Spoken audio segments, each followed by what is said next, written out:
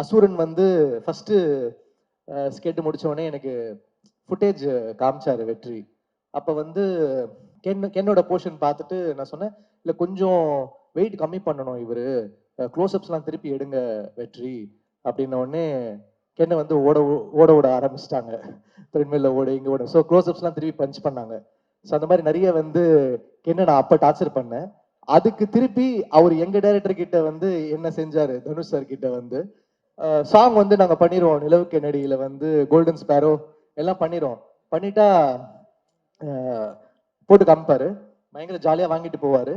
அப்புறம் போன் அடிப்பாரு, மச்சான் இந்த கென்னு வந்து பிடிக்கலன்றான்டா, சாங்கு ஒர்க் ஆகலைங்கிறான்டா அப்படின்னு.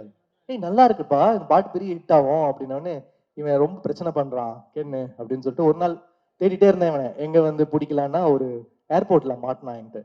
ஏண்டா ஸ்பாட் சூப்பரா இருக்கு, டைரக்டர் வந்து வாங்கிட்டு போறாரு, நீ வந்து களைச்சு விட்டு போறியாடா இப்படி அப்படின்னா. ஆனா it doesn't work for Meena அப்படின்னா. டேய் 200 மில்லியன் போயிடுச்சுடா, பாட்டு பெரிய ஹிட் ஆயிடுச்சுடா, சார் எழுதிருக்காங்க, நம்ம வந்து பாட்டு பெரிய ஹிட் ஆயிடுச்சுடா. யானா but it still doesn't work for me அப்படின்னுவா. அந்த மாதிரி வந்து ஒரு ரொம்ப ஸ்ட்ரிக்டான ஆஃபீஸர் ஒரு கென்னு. ஸோ அவர் வந்து ஒரு ஸ்கிரிப்ட் வந்து எடுத்துட்டு வந்தார். எனக்கு கருணாசனை வந்து பழக்கம், அவர் மூலமா தான் எனக்கு